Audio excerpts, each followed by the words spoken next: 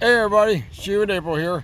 We are at East Harbor State Park in North Ohio. And if you look behind me over here, you're going to see a little pond here.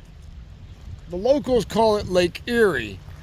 Little fun fact that I dug up on Wikipedia is this lake is bigger than my swimming pool. Hard to believe.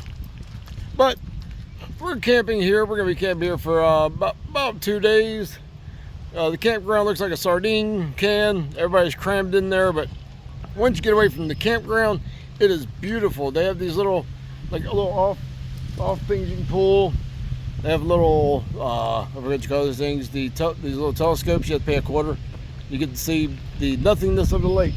But as you can tell, there's a bunch of them down here. And there's a camper van. I miss my camper van. But further down, let me rotate this camera here. Further down, you'll actually see people out in the water.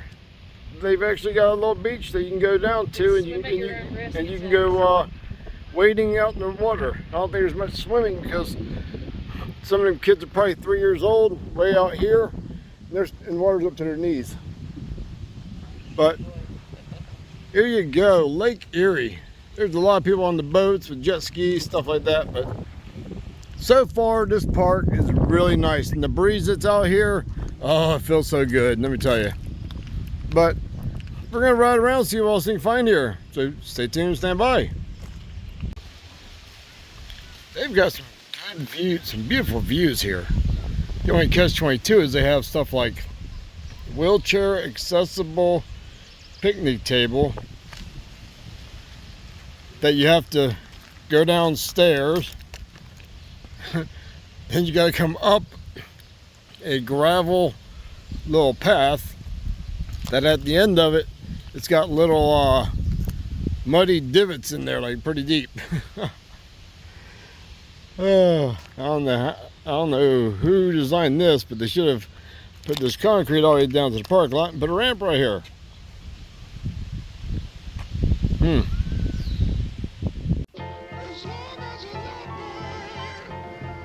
East Harbor State Park, Public Beach.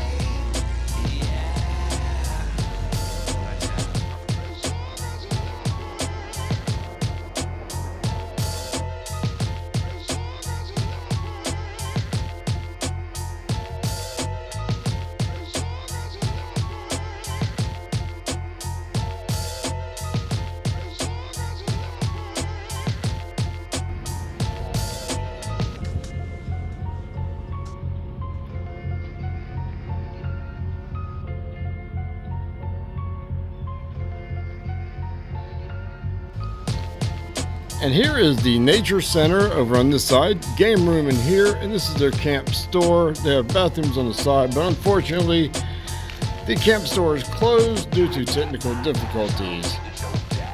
But it looks like it's a pretty good sized store. Not sure what kind of view I can get you. There you go. Nice little store. This is something you don't always see everywhere. Just looks like an old basketball court or something that got grew over by grass, but actually what you're looking at is where the glaciers came through and carved these grooves. Some of the glaciers were up to about 4 to 5 miles high. That's a lot of weight that's just grinding down on this rock. So when these rocks were getting carved into, I was probably about 12 years old. It's pretty cool. How they found this, I have no idea, but definitely it's pretty neat. Alrighty, Edward and Lydia Lockwood. Apparently this whole place used to be their farm, and they apparently gave it to the state. State made a state park out of it and maintained the graves here for them. That's pretty cool. The only thing I don't understand is why don't they just call it Lockwood State Park in memory, but that's pretty cool. Neat little history thing to learn about. And here we are in the campground. If there's any wind, but this is what April calls camping. This is like Sardineville. Everybody's crammed in these little spots.